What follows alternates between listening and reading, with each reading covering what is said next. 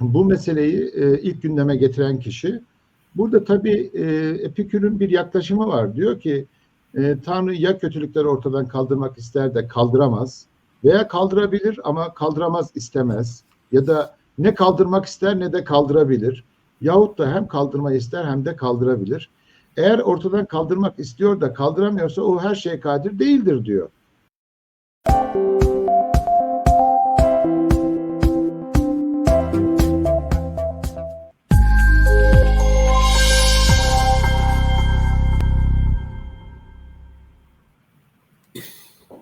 Fikir Coğrafyası'ndan bir başka yer programından herkese merhabalar. Her ay düzenli olarak yaptığımız programlardan birindeyiz. Bugün çok hassas, dikkat çeken bir konuyu konuşacağız, kötülük problemini. Ayrıca Baha Yılmaz Beyefendi de bizimle beraber, kendisi de yorumlarıyla, düşünceleriyle bize katkıda bulunacak.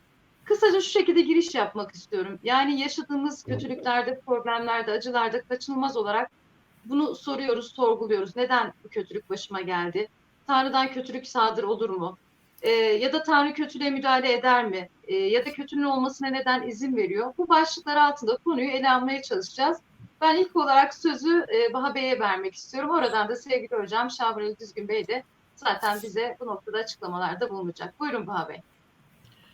Çok teşekkür ederim öncelikle. Sizin programınızda hem sizinle hem Şaban Ali Hocam'la birlikte olmak benim için büyük bir keyif. O yüzden şükranlarımı sunuyorum. Tabii bu kötülük meselesi bugünün sorunu değil. Yüzyıllardır tartışılan bir sorun bu. Fakat tabii bu meseleyi ilk tartışanlardan, yani ilk gündeme getirenlerden birisi Epikür.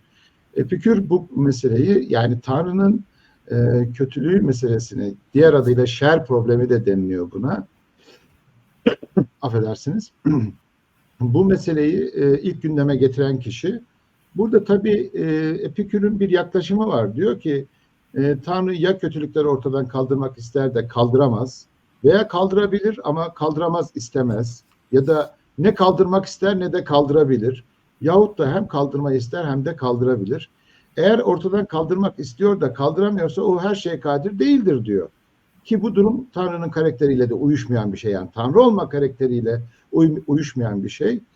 Eğer ortadan kaldırabiliyor fakat kaldırmak istemiyorsa o zaman Tanrı kötü niyetlidir gibi bir sonuca varıyoruz. Ki bu da Tanrı kavramıyla uyuşmuyor. Peki o zaman ne ortadan kaldırmayı istiyor ne de kaldırabiliyorsa hem kötü niyetlidir hem de her şeye kadir değildir anlamı çıkıyor. Şimdi tabii bütün bunlar bir mantık silsilesi.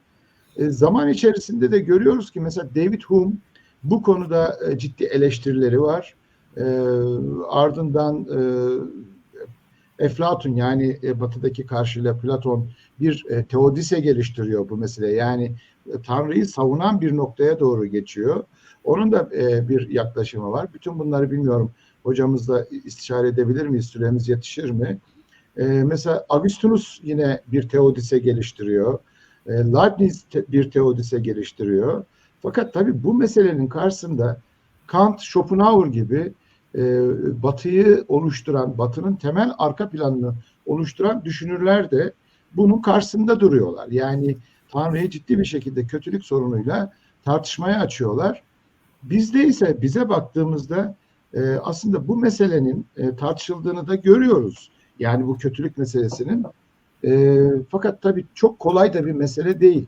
Benim mesela Şaban Ali Hocam'a hayranlığım buradan kaynaklanıyor. Çünkü çok rahatlıkla bu meseleyi tartışabiliyor ve konuşabiliyor. Böyle bir hayranlık var mıydı Baha Bey ya? Bunu daha önce söylemediniz. Bunu duydum. Hocam olur mu öyle şey? Bunları yani bugün tartışmak, konuşmak gerçekten çok kolay iş değil. Böyle delikanlılığa falan sürdürmemek için hani şey yapıyorum ama gerçekten zor işler bunlar. Şimdi İslam düşüncesinde hocam gördüğüm kadarıyla tasavvuf bu konuyla biraz ilgilenmiş. Biraz değil, zirvelerde ilgilenen bir sürü isim var bu konuyla. Mesela İbn Sina bu konuyla ilgili olarak şöyle bir tek cümlede bir çıkışı var. Diyor ki iyilik varlıktır diyor, kötülük yokluktur diyor. Şimdi bu bir dualite gibi gözüküyor ama bence dualite değil. Muhittin Arabi Hazretleri bir yaklaşım sergiliyor. Yine aynı kaynaktan beslendikleri için iyilik varlıktır, kötülük yokluktur diyor. Son dönemde de Bediüzzaman'ın bu konuyla ilgili bir çıkışı var, bir yaklaşımı var. O da diyor ki iyiliğin kaynağı kötülüktür. Pardon, iyiliğin kaynağı varlıktır, kötülüğün kaynağı yokluktur. Hocam tüm bu tartışmalar eşliğinde Tanrı varsa eğer, ben de temel bir soruyla başlayayım burada. Neden kötülüklerin olmasına müsaade ediyor? Çünkü bütün bir Batı düşüncesinde, hatta teolojisinde bu sorun, bu problematik çok sıkı bir şekilde tartışılıyor. Halen de tartışılmaya devam ediyor. Biz buna nasıl bir çıkış yolu bulacağız? Ne dersiniz? Teşekkür ediyorum sevgili Rüveyda. Güzel bir giriş yaptı ve Baha Bey de biraz felsefi ve teolojik arka plan sağladı. Bazen biz bu tür konuları konuşurken ve argümantasyon yaparken meseleyi açığa kavuşturmaktan ziyade üstünü örtebiliyoruz. Yani benim en çok korktuğum kendi fonksiyonumuzu, yani konuşan insanlar olarak, belki tarihteki işte alimler olarak, sizin referansta bulunduğunuz isimler olarak, ben öyle bir bakış açım var. Bir meseleyi analiz ederken bir bilgin, bir filozof, bir düşünür meseleyi gerçekten bir vuzuha kavuşturuyor, açık açık daha kristalize ediyor ve anlaşılır hale mi getiriyor? Yoksa kullandığı terimler, terminoloji meselenin konuşulmasını engelliyor, üstünü örtüyor, anlaşılmaz hale getiriyor.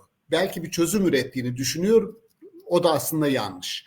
Felsefe tarihinin kötülük meselesini tartışmasında aslında çok büyük sapmalar var, yanlışlıklar var. Yani orada örnek, kötü Tanrı'yla irtibatlandırmıyor felsefe hiçbir şekilde. Yani Tanrı kavramının var olduğu, Allah'tan bahsettiğimiz her bağlamda yanına şunu ekledi metafizik: İyidir, kamildir, mutlak anlamda tamdır, bir eksikliği yoktur.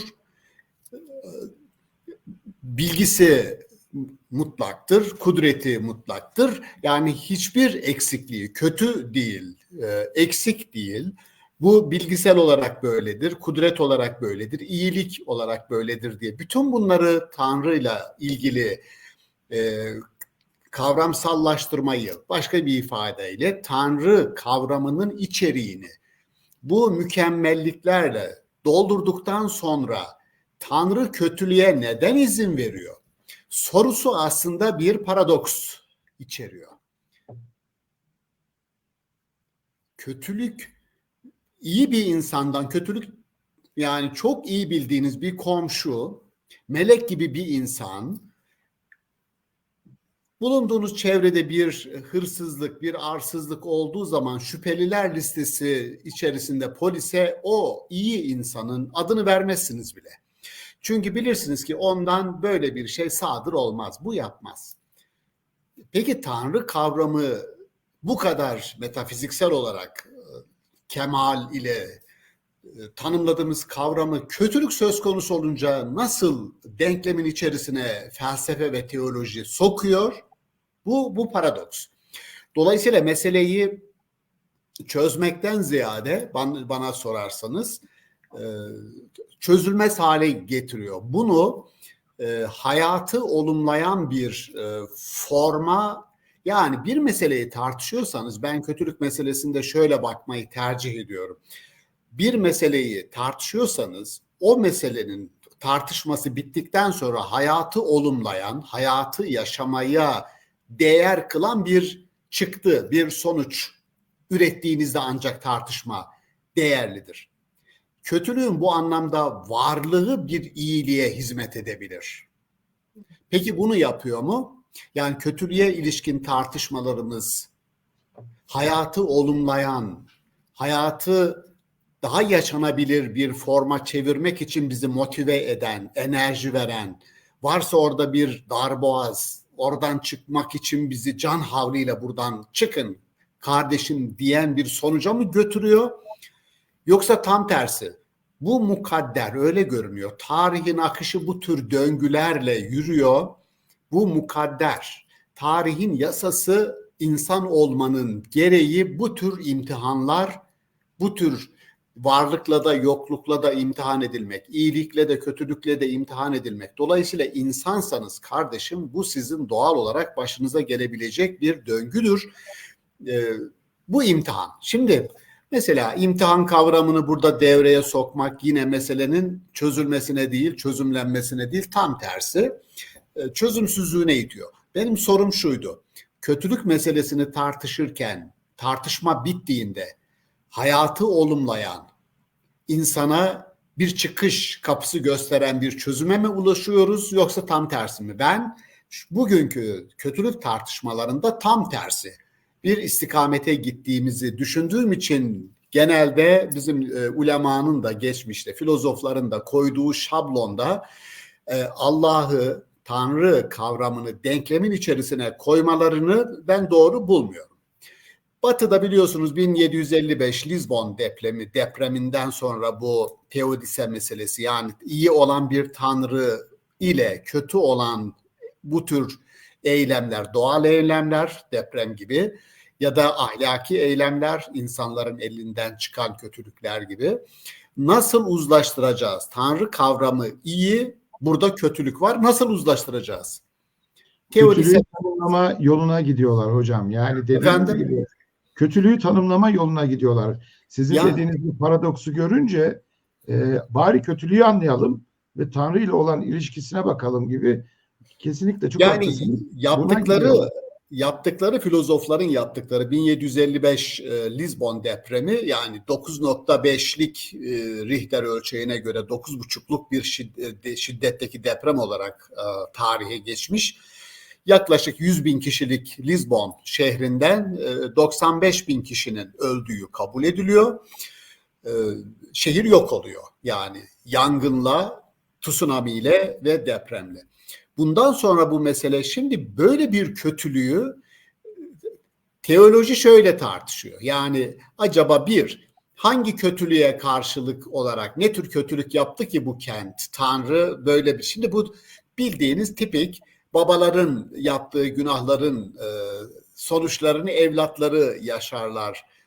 Yahudiliğin o teolojik ön kabulü, varsayımından hareket ederek acaba hangi günahtan dolayı bu adamların başına bu geldi? Tanrı böyle bir ceza verdi. Mesela bugün bile deprem ya da benzeri felaketlerde, Türkiye'de de aynı cümle Yahudi mantığının bir tezahürü olarak bizde karşılığını bulur. Acaba hangi günahtan dolayı Tanrı cezalandırdı bu insanları?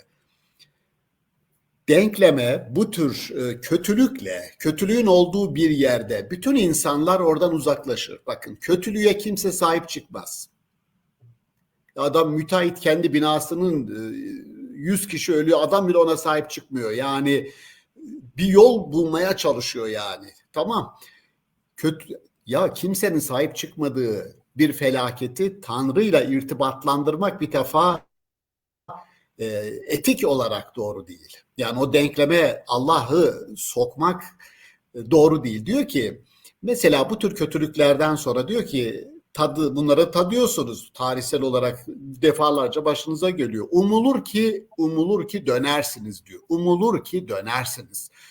Demek ki insanın dönmesine, dönebileceği şartlar, kontrol edebileceği olaylar silsilesi vardır ki o yeniden tanzim, yeniden insan faktörünün öne çıkarıldığı bir faili tespit ediyor Kur'an-ı Kerim. Umulur ki dönersiniz. Yani kim yaptı bu işi? Bu işin sorumlusu, umulur ki dönersiniz cümlesi kimi işaret ediyorsa o parmak, fail odur. Dolayısıyla insandır. Yani Kur'an-ı Kerim bu tür felaketlerde doğrudan insanı işaret ediyor. Bu antropolojik bir çözümlemedir. Biz ise Allah buna neden izin veriyor diye teolojik bir çözümlemeye, yani topu taca atmaya çalışıyoruz.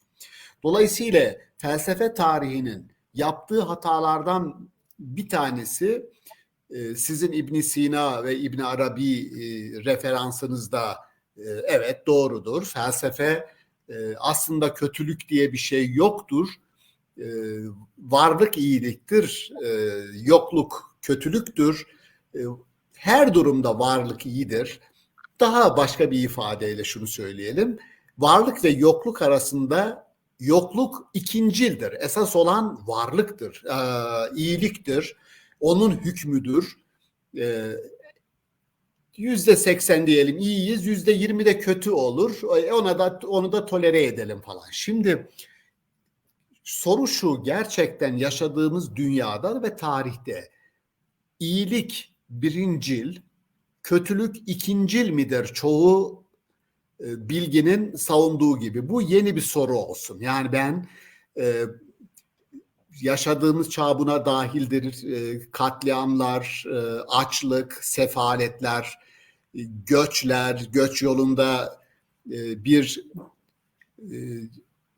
mezarlığa dönen işte Akdeniz, Ege, bütün bunlara dikkate aldığınızda kötülüğün ikincil olduğu, yani ikincil derseniz tolere edilebilir bir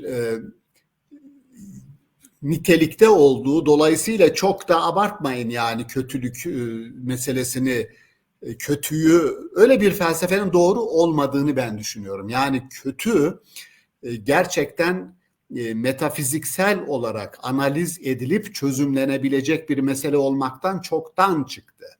Yani ortaya bir kötü olay geldiğinde, örnekleyelim, yani depremi verebilirsiniz, bir tedbirsizlikten dolayı aynı anda 300 madencinin göçük altında kalarak can vermesini, orada oğullar, kardeşler, babalar ölüyor gidiyor ve her biri birer sayıdan ibaret.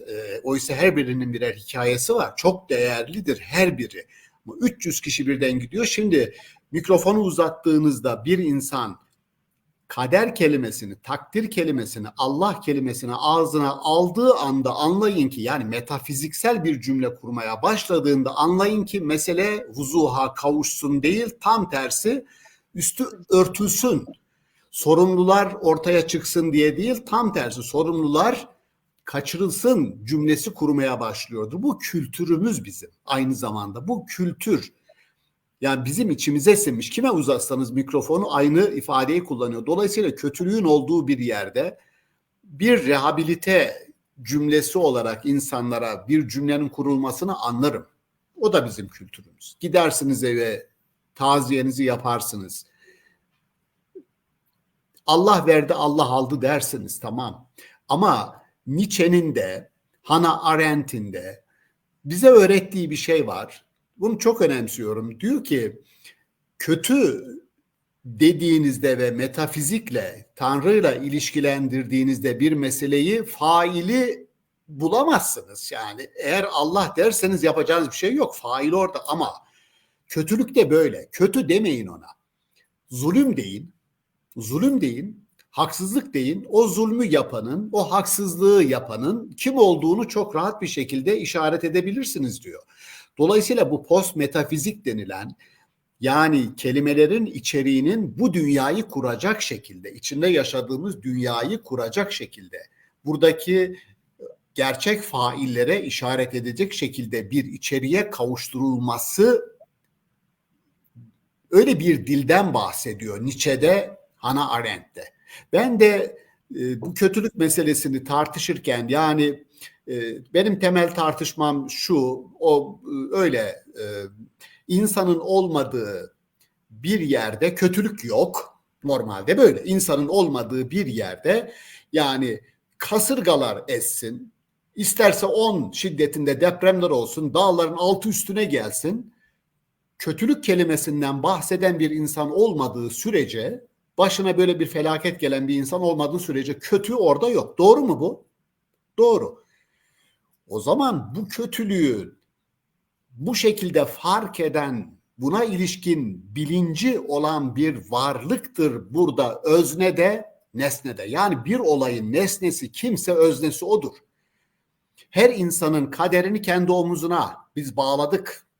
Her insanın kaderi kendi omuzundadır. Kendi eylemleriyle, kendi yapıp etmeleri onun kaderidir. Dolayısıyla bizim Allah'ın, çözümlemem benim şu, diyorum ki şu tartışmamız mesela, bir insan dese ki Ya bu kadar kötülük oluyor, içimiz acıyor ama Allah buna bu kadar güçlü, kudretli ve her şeyi bilen ve her şeyi bilmenin yanında iyi olduğu için müdahale etme ihtiyacı da hisseden bir varlık neden buna müdahale etmez, bütün bu kötülüklere dediğimiz anda Allah müdahale ediyor. Çünkü içimizdeki öfke Tanrı'nın aslında intikam adının, yani azizün züntikam, Allah intikam hissiyle dolu olabilir mi? Düşünebilir misiniz? Allah'ın 99 isminden bir tanesi züntikamdır. İntikam hissi duyandır. Allah intikam hissi duyar mı ya?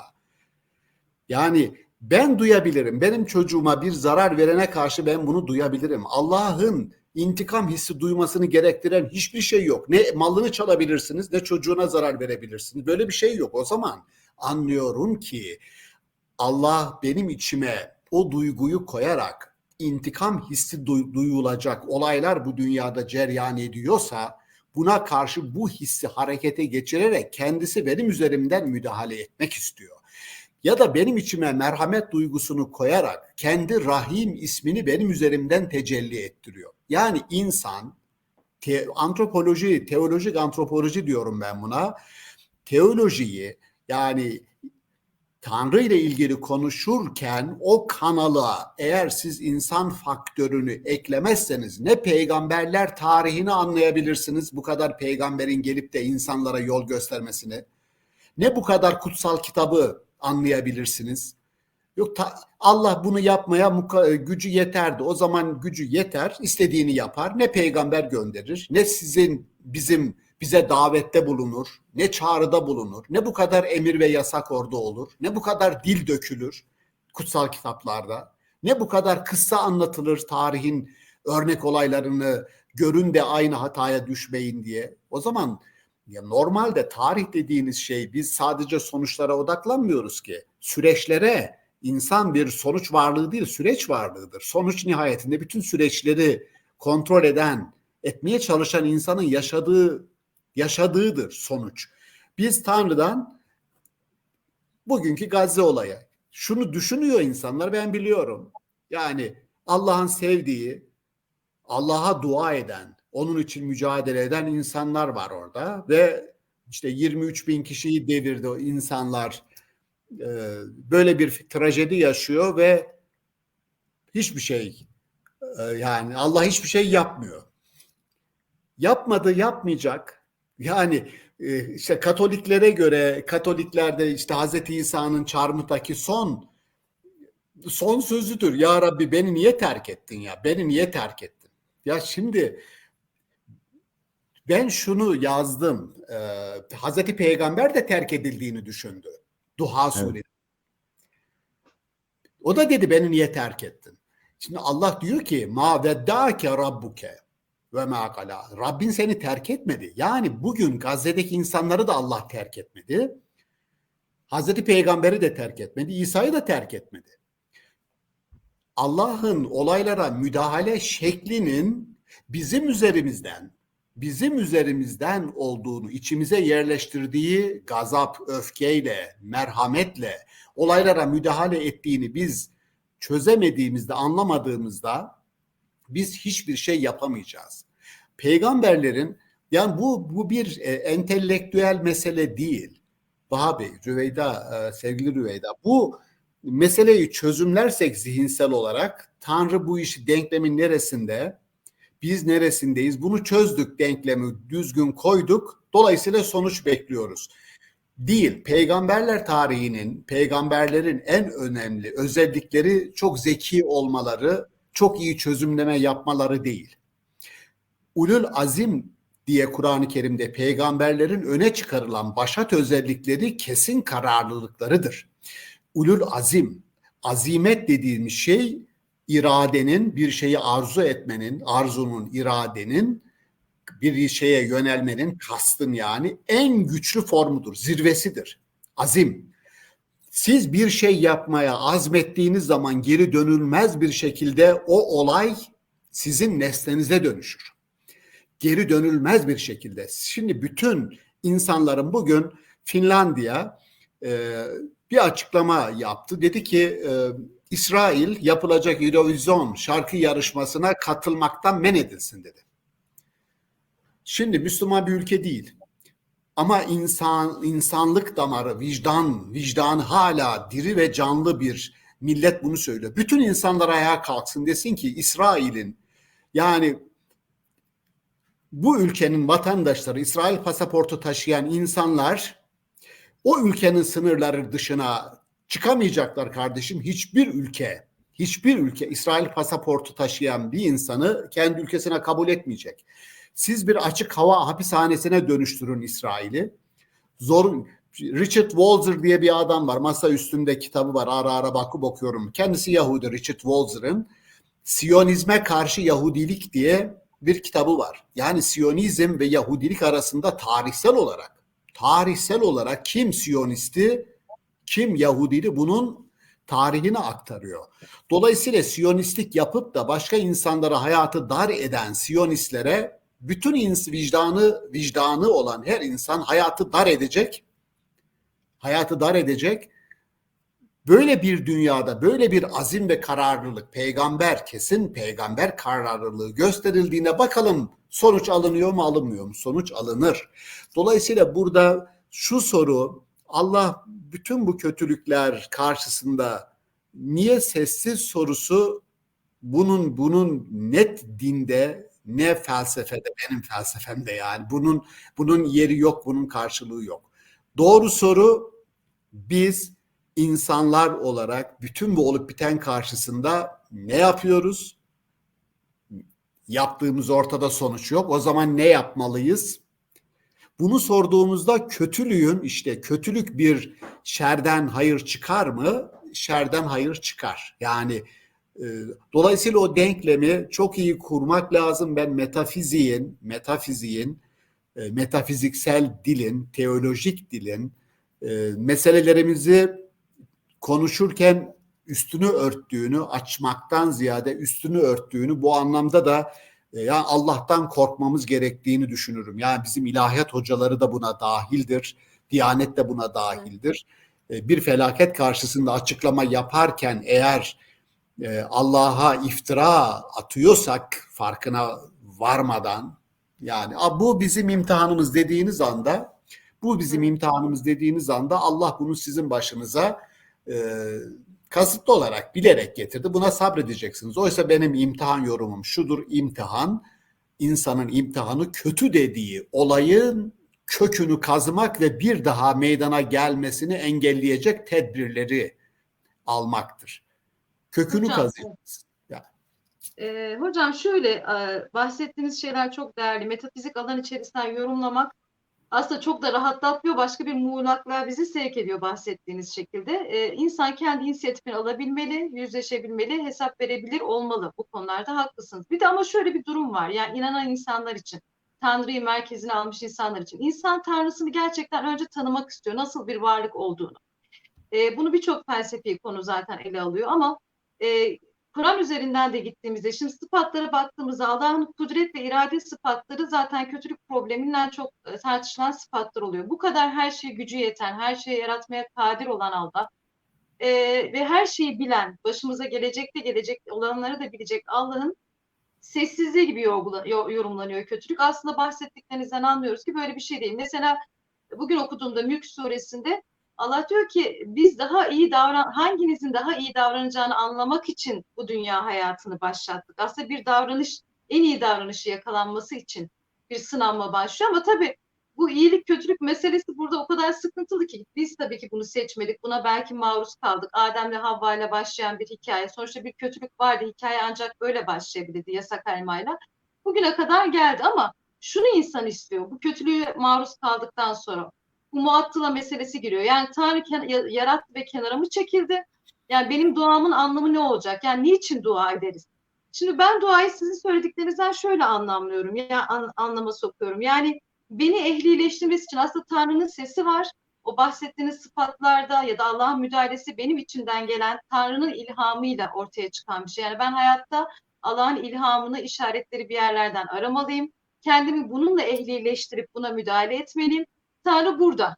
Ama Kur'an metnine baktığımızda da daha sanki apaçık yardımlar varmış gibi anlatıldığı için ya da biz böyle genelde klasik eğitimde hep buna odaklandığımız için gerçekten dışarıdan artık birisi bir şey yapsın, Tanrı somut bir şey yapsın diye bekliyoruz. Şimdi duanın değeri nedir? Duayı ne şekilde etmek lazım? Dua Tanrı'yı harekete geçirir mi? Bir karşılığı var mı gerçekten? Kenara yaratıp kenara mı çekildi? İnsan bunu anlamlandırmakta zorlandığı için bunu soruyorum. Yoksa bu şey konusunda haklısınız. Takdir, kader zaten artık buraları çok önden halletmiş olmamız gerekiyor. Yani bunlar çok kaçamak cevaplar bu cevabı veren insanlar için. İnanan insanın o ızdırabını ben biraz açmaya çalıştım. Buyurun hocam. Harika, harika bir yorumdu. Rüveyda, en son yaptığımız programdan sonra Aydın'dan bir değerli bir hocamız aradı. Dedi ki hocam dedi sizinle o program yapan Rüveyda Hanım dedi çok derin bir hanım dedi ya. Şimdi, abi şimdi bunu da burada söylemiş olayım. Çok derin bir hanım o dedi. Dedim tamam güzel. Çok teşekkür ederim. Mutlu oldum hocam. Teşekkür ederim. Hocam şu anda da çok sıkı bir soru geldi yani. Onun çok sıkı bir soru geldi. Çok sıkı. Şimdi bu önce şu Allah'ın kudreti, Allah'ın iradesi, Allah'ın ilmi. Bu bizim klasik mezheplerimiz Allah'ın bir sıfatını kendi mezheplerinin belirleyici karakterine dönüştürmüşler. Mesela Eş'ari mezhebinde Allah kadir-i mutlaktır. Her şeye gücü yettiği için bir meseleyi tartışırken onun kudretine halel getirmeyecek şekilde tartışmanız gerekir. Mutezile mezhebinde Allah'ın adaleti ve tevhidi ama özellikle adaleti önemlidir. Bir meseleyi tartışırken onun adaletine sakın bir halel, bir zarar gelmesin.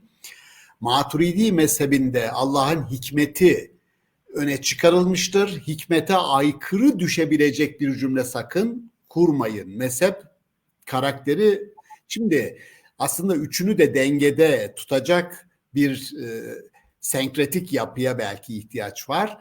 Çünkü şöyle bir şey ortaya çıkıyor. Mesela absürt bir şey ortaya çıkıyor. Gazali'nin El-İktisat fil İtikat adlı eserinde bu soruyu soruyor ama Allah'ın kudretini koruma güdüsüyle bir cevap veriyor. Yani hayatı boyunca çok kötülük yapan, ahlaksız bir adamı Allah istese ebediyen cennetiyle ödüllendirebilir mi? Buna makul bir kafa doğal sonuç olarak kurduğunuz koyduğunuz öncüllerden eğer makul bir sonuç çıkaracaksanız ahlaksız, her türlü kötülüğü yapan bir adam dediğinizde mantık size der ki bu adam cezayı hak ediyor. Gazali diyor ki Allah bunu ebediyen ödüllendirebilir mi cennetinde? Ebediyen. Verdiği cevap evet. Ahlaklı bir adamı ebediyen cehenneminde tutabilir mi? Paradoks. Bana sorarsanız hayır derim ben. Sokaktaki bir adama sorsanız hayır der. Gazali diyor ki tutabilir. Tutar mı tutmaz mı ayrı ama tutabilir. Neden? Çünkü Allah'ın her şeye gücü yeter, kudreti. Ama kendisi bir tanrı çıkıyor ortaya. Ama işte absürt bir şey ortaya çıkıyor. Aynı soruyu Maturidi'ye soruyoruz. Maturidi diyor ki hayır, ahlaklı bir adamı cehennemine koyamaz. Ahlaksız bir adamı da cennetine koyamaz. Sebep hikmetine aykırıdır. Açıklayamazsın diyor. Hikmetine aykırıdır. Dolayısıyla şimdi seçtiğiniz kelimenin genetiği sizin düşüncenizi bozabiliyor. Bak, bozabiliyor. Şimdi Allah her şeyi bilir. Allah'ın ilmini öne çıkaran adam madem ki Allah her şeyi biliyor, senin geleceğini de biliyor, yapıp edeceğini de biliyor. Bildiğine göre onlar o şekilde senin bilgini zorunlu olarak yapmanı gerektirir. Çünkü Allah'ın bilgisinde değişiklik olmaz. O zaman senin yapıp ettiklerinde özgür değilsin. O zaman tam bir katı determinizm vardır. Özgür irade diye bir şey yoktur. Geçmiş olsun. Bir dakika içerisinde insanı diğer bütün varlıklardan ayıran en temel güdüsü iradesidir dedik. İradesidir. Yani bilgisi bile değil. Hayvanlarda bile belli bir bilgi birikimi vardır, tecrübe. İçgüdüleriyle yaparlar. Biz ona bilinç deriz bizde. Onlar da içgüdülerdir ama bilirler. İnsan iradesiyle kendisine yani mekanizm yok, mekaniklik yok. Ya bir aç bir aslana, aç bir köpeğe bir şey gösterdiğinizde onun peşine koşar. Yani aç olan bütün varlıklar ama aç olan insan aç olsa da mekanik davranış sergilemez. Farklı bir şekilde işte oruç tutacağız. Bir düşünün. Yani iradedir insanı diğer varlıklardan temel olarak ayıran. Ben bunu çok önemsiyorum. Bu programda ikinci kez altını çiziyorum. Peygamberlerin altı çizilen, onu diğer insanlardan ayıran, tarihin aktif öznelerine dönüştüren temel vurgu ulul azim olmalıdır. Kesin kararlılıklarıdır. Azimet bir irade, güçlü iradedir. Dolayısıyla insandan bahsettiğimizde mekanik, bu dua meselesinde de böyledir. Dua meselesinde de böyledir. Mekanizmin, bir makinenin parçası değil. Makinenin bir parçası değil. Özgür bir şekilde hareket eden, farklı sonuçların olabildiği bir dünyada sonuçları etkileyebilecek bir aktör olarak kendisini konumlandırabilen, böyle değerli gören bir varlık olarak kendinizi tanımlıyorsanız duanız zaten harekete geçmiş ve kabul olmuştur. Ya ey Rabbim ben bu sınavdan geçeyim diyen bir zat kesin kararlı, yani iradenin güçlü formları var. Sevgili Rüya Yani Aydar. hocam irademiz duamızdır diyoruz o zaman. Efendim?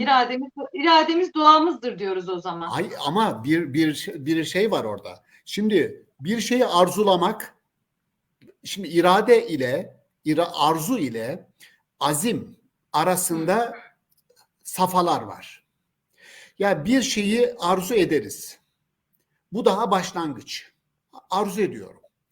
Sonra bu arzumu o amaca doğru dediğim kast. Yönelirim o amacı gerçekleştirmek için. Yönelirim. Yönelimsellik, intentionality dediğimiz şey. Buna azmi müsemmam diyor. O aşamaya doğru gidiyorum.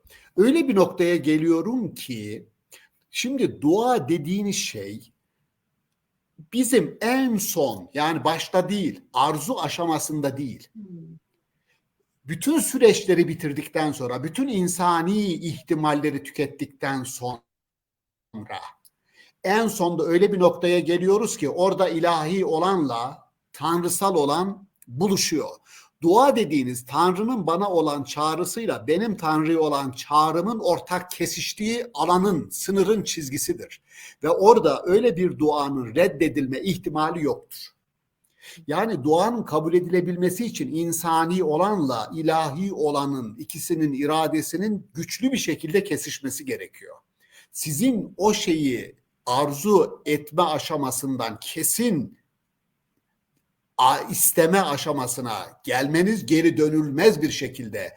Bunu istiyorsanız o sizin için gerçekleşir. Ama bu dua dediğiniz şey ciddi bir şeydir yahu. Yani öyle yani gündelikte tamam kullanalım. Gündelik dilde de bu çok her şeyde Allah'a dua ediyoruz. Tamam edelim. Ama ya bir makuliyet, her şeyin bir makuliyet zemini var. Nihayetinde şunu kabul etmek lazım. Gelecekle dua dediğiniz şey bir gelecek talebidir. Gelecekle alakalıdır. Doğru mu? Gelecekle alakalıdır. Gelecek nedir? Gelecekte bir defa henüz belirlenmiş hiçbir olay yoktur ve geleceğin en temel belirleyeni ihtimaliyattır. Yani ihtimaller alanıdır. Gelecek ihtimaller alanıdır. Bu ihtimallerden sizin en fazla üzerine yoğunlaştığınız bir ihtimal var. Onu seçiyorsunuz. Ona yöneliyorsunuz ve Allah'ın da o iradede size destek olmasını istiyorsunuz. Bundan daha mükemmel bir şey yok. Harika. Doğru yoldasınız ve devam edin. Bu azim varsa o gerçekleşecektir. Ama şöyle bakarsanız ben duam ettim. Ya Rabbi bak aklında bulunsun. Ben senden şunu istedim. Unutma onu. Ben şimdi işim var. Gidip onlarla uğraşmam lazım ama sen lütfen unutma. Benim yani duamı da ettim sana. Mümkünse bir ara gerçekleştir. Bu dua falan değil. Bu birleşme yok. İki iradenin birleşmesi yok. Ayrı ayrı rotalara çıktık yani. Kusura bakmayın ben anlaşıldı zannediyorum. Yani evet yani bu ama bir müminin Bir müminin duası çok ciddidir. Allah bunu çok ciddiye alır ve biz şuna inanıyoruz. Külle yevmin huve fî şe'n. Allah her an bir iştedir. Buna inayet doktrini yahut lütuf doktrini dediğimiz budur. Her an bir iştedir.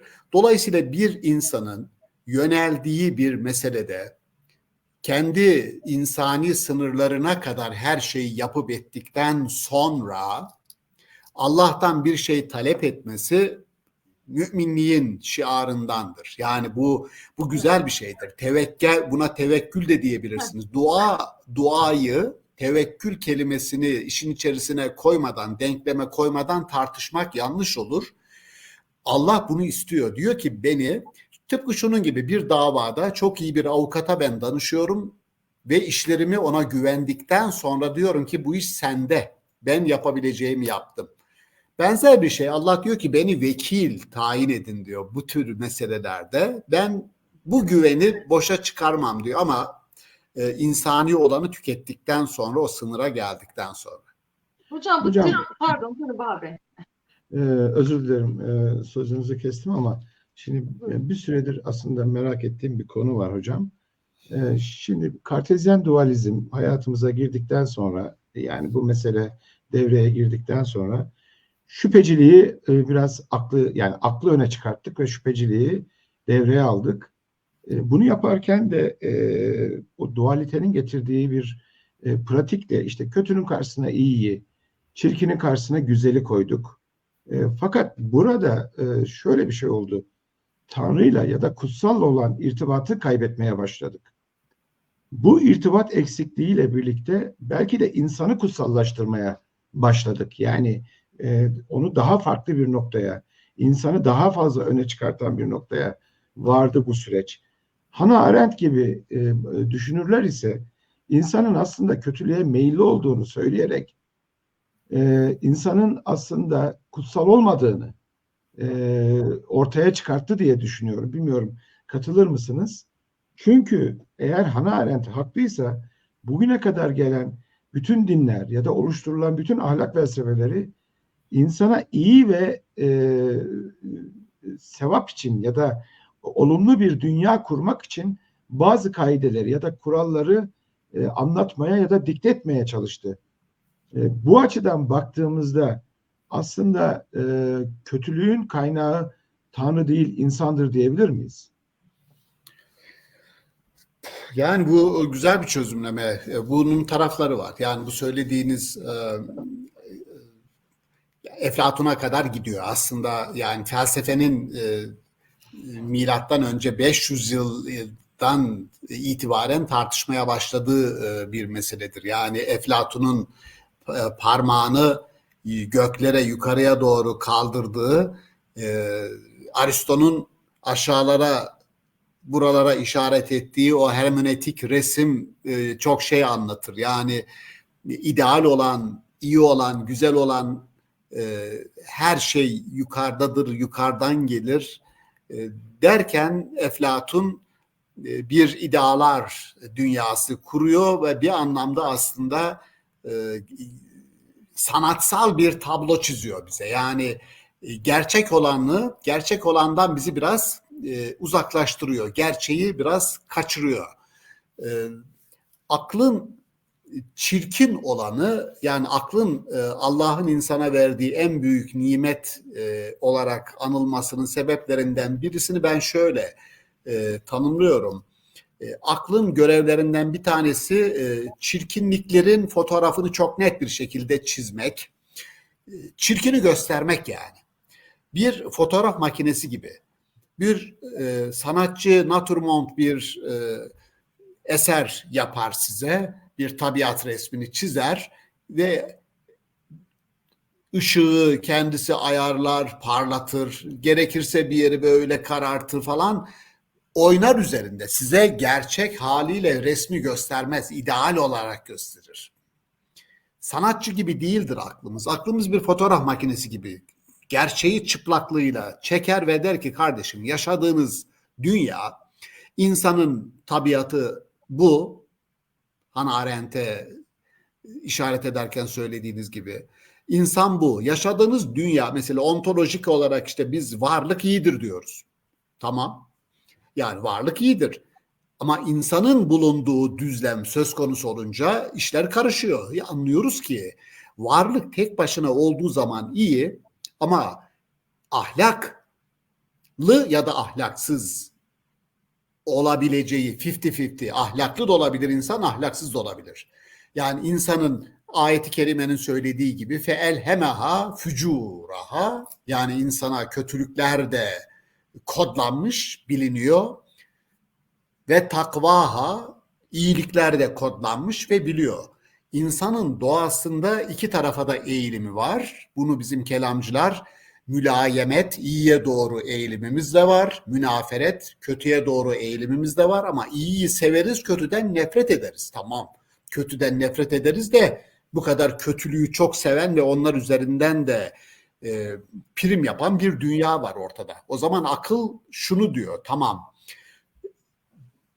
böyle bir ihtimal var dünyada ama bu ihtimalde iyiliğin hakim olmadığı, yani yaşadığımız dünyayı fotoğrafını çektiğimizde ben şunu görüyorum. Bu kadar peygamberin gelmesi, bu kadar felsefecinin, filozofunun ahlak felsefesi yapması boşuna değil yani. Ben hep verdiğim örnektir, işte Kant en yakın isim olduğu için ebedi barış üstüne risalesini yazdığı zaman adam bir han duvarında gördüğü mezarlık resminden esinlenerek adam o kitabı yazıyor. Bir ironi var yani. Ebedi barış herhalde ancak mezarlıkta olacak diye. Çünkü bunu yazdığında Avrupa kan revan içerisinde. Sonrasında ne oldu? Değişen hiçbir şey yok. Daha büyük katliamlar.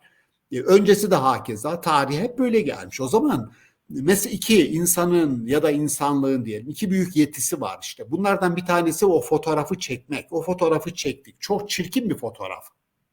Dünyada 8 milyar insanın yaşadığı bu dünya herkese yetebilecek bir dünya. Bakın herkese yetmeyecek bir dünya olsaydı kötülük olmazdı. Elimizdeki bu derdik.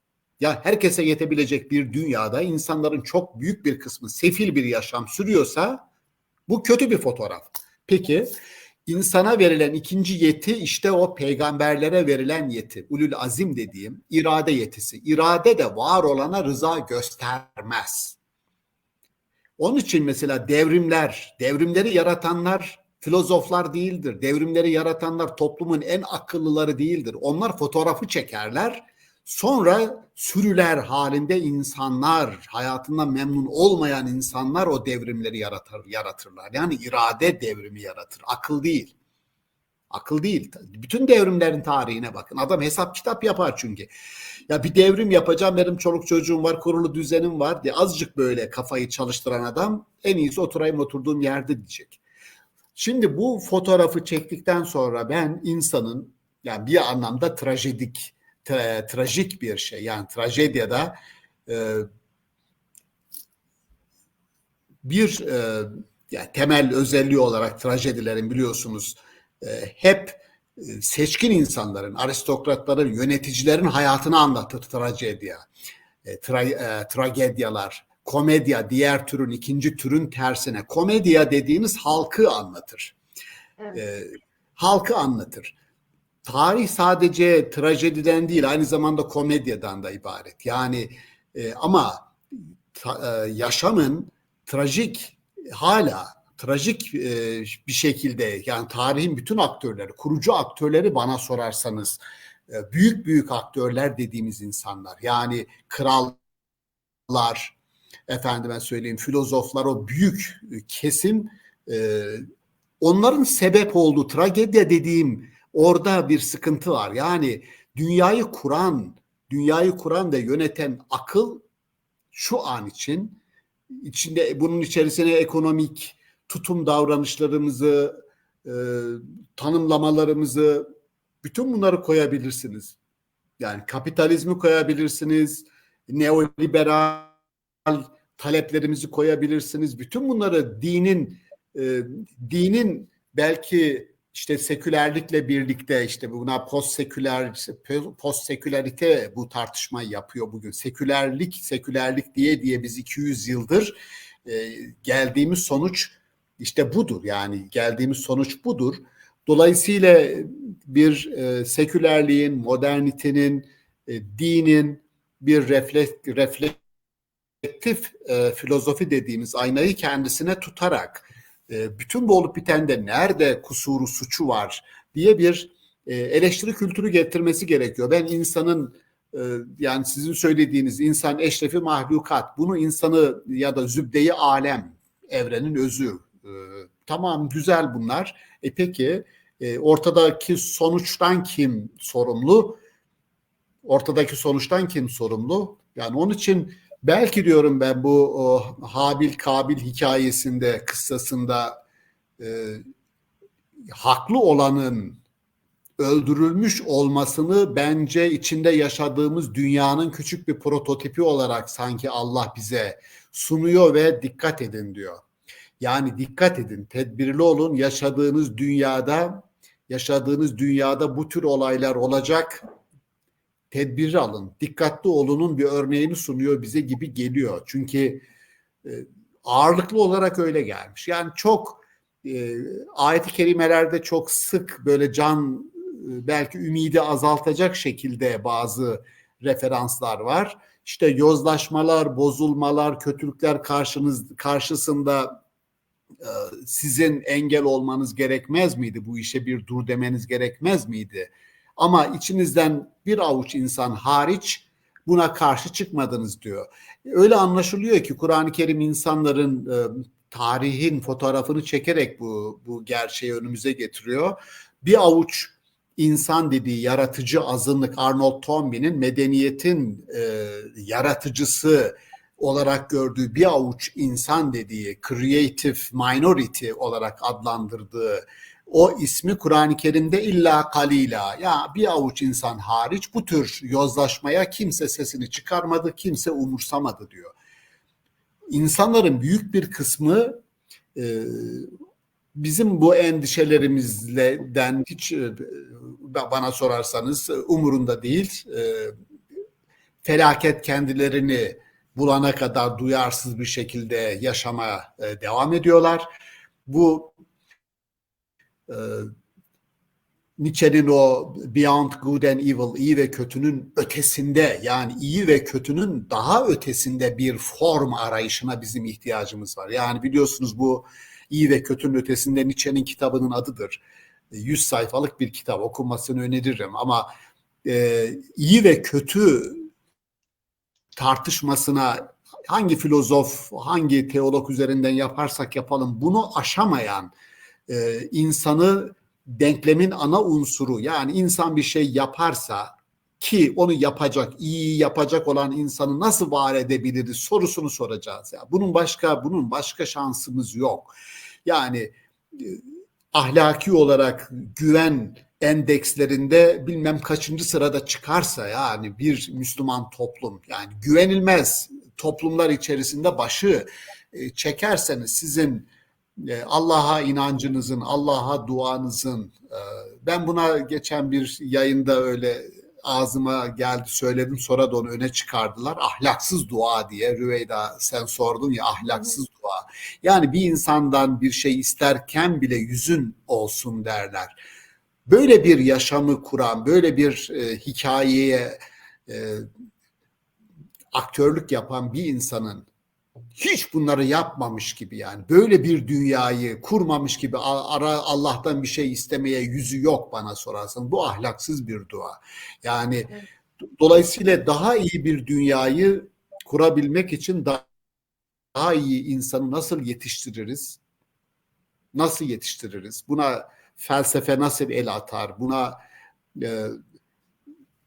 İktisat nasıl el atar, buna din nasıl el atar, buradan bakmak lazım. Yani şuna üzülüyorum ben, yani sizin ekonominizin can çekiştiği bir yerde, hukukunuzun can çekiştiği bir yerde, eğitiminizin can çekiştiği bir yerde, bir kötülük meydana geldiği zaman bunu Tanrı kelimesiyle irtibatlandırmak aslında ekonomiyi, hukuku ve bütün diğer alanları ibra etmek, temizlemek olur. Yani bu bileşik kaplar gibi bu iş mesele. Hiçbirisi, yani bu sistem eğer bir sistem meselesi ise, ki öyle, sistem tek bir unsurdan meydana gelmiyor. Bunu hepimiz biliyoruz. Dolayısıyla bütün aparatları, bütün tamlayıcı, bütünleyici parçaları masanın üstüne yatırmak lazım. Öyle bakmak lazım meseleye.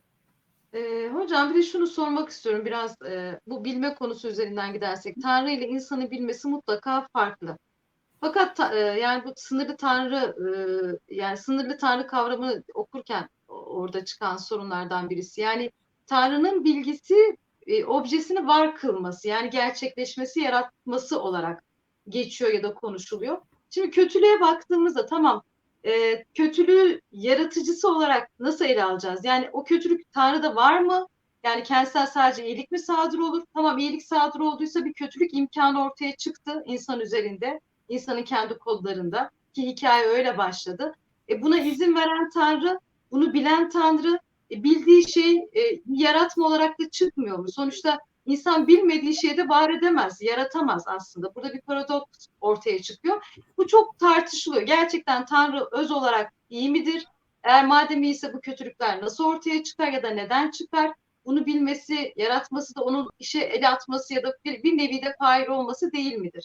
Bunu merak ediyorum. Allah Süreye kötülükleri, bakıyorum hocam. Birkaç dakikamız kalmış. birkaç dakika içerisinde özetlenebilecek basitlikte bir soru. Çok zor bir soru görünüyor ama 2 dakikada özetlenebilecek bir soru. Bir, ilke. Allah'ın iradesi hiçbir zaman insanın iradesiyle çatışmaz. Yani insan bir şey yapmak istiyorsa ilahi irade o iradeyi bloke etmez. Bu teolojinin, yani kelamın birinci ilkesidir. Dolayısıyla irade-i cüz'iye deyin, özgür insan iradesi deyin, ne derseniz deyin, kelamcılar insan bir şeyi istiyorsa o iradeyi gerçekleştirmesini Allah engellemez. Yani kalkıp şuradan aşağı atlamak istiyorsa bir adam, Allah onu engellemez. Engellemiyor da. Doğru mu bu? Doğru. Peki buna razı mı? Hayır. Yani Allah'ın bir kötülüğe razı olması ile, bak, razı değil, kötülüğe razı mı? Kötülüğe razı değil. Peki kötülüğün olmasına izin veriyor mu? Bakın soruda sıkıntı şurada. Eğer kötülüğü yapmayı irade sahibi bir varlık istiyorsa, işte Allah'ın iradesiyle o insan iradesi hiçbir zaman çatışmaz diyor bize kelam. İnsan iradesi fiilin, mesela Maturidi'nin en güzel tespiti odur. Biz bir fiilin yaratıcısı kimdir? Allah mıdır? Bir eylemin yaratıcısı Allah mıdır, insan mıdır diye Eş'ariler sorar. Evet. Ve orada öyle bir çözümleme yapar ki insan Hocam, güme gider. Maturidi diyor ki biz bir fiili kim yaptı diye sormayız. O fiili kim istedi, irade etti diye sorarız. İnsan bunu irade ettiyse otomatik olarak, sonuç olarak onun faili o. Dolayısıyla kötülüğü de iyiliği de ayet-i kerimeleri okumaya gerek yok ki. Karada ve denizde meydana gelen bütün kötülükler insanın elleriyle kazandıklarının sonucudur. Ayet-i kerime bunu diyor da demese de bunu insan zaten görüyor. Sorumluluğu hissediyor zaten kendisi. Hocam Evet. eylemsel anlamda eyvallah. Zaten insan bunu gerçekleştiriyor o iradeyle. Bunda sıkıntı yok. Kötülük fikrinin oluşması. Yani o fikrin yaratımı da demeyeyim aslında. Yaratıcısı da tamam Tanrı'nın fikir, yani o şeytan hikayesi belki de. Bu seçtiğimiz fikrin olması Tanrı'da da bir kötülük meydan oluşturmuş mudur? Yani Tanrı'da bu duygu var mı ki bir kötülük fikri olarak? Hani eylemini insan yapıyor mu o fikir? Şimdi bu işte ontolojik anlamda tartışmada deniyor ki evrende var olan her şey Allah tarafından bilindiğine ve yaratıldığına göre, o her şeyin içerisinde bu kötülükte olduğuna göre onu da Allah yaratmış olmuyor mu? Doğal olarak o sonuç çıkıyor. Bu ontolojik olarak her şeyi bilmek, yaratmak kontrol anlamında, hakimiyet, egemenlik anlamındadır. Yani onun bilgisi, kontrolü ve onun iradesinin dışında hiçbir şey yok. Bu Allah kelimesinin içeriğini doldurmak için böyledir. Bunu biz söylüyoruz. Yani bu teolojinin bir ilkesidir. Madem ki Allah'tır, Allah kavramına layık bir içerik oluşturuyoruz. Tamam. Doğru. Sıkıntı yok. Fakat bir şeyde ikinci bir aşamaya geliyoruz. Ahlak kavramının devreye girdiği yerde Tanrı'nın kudreti, bilgisi ahlaki öznenin, yani insanın bilgisine, insanın iradesine ikincildir. Örnek, İhdina sıratel müstakim.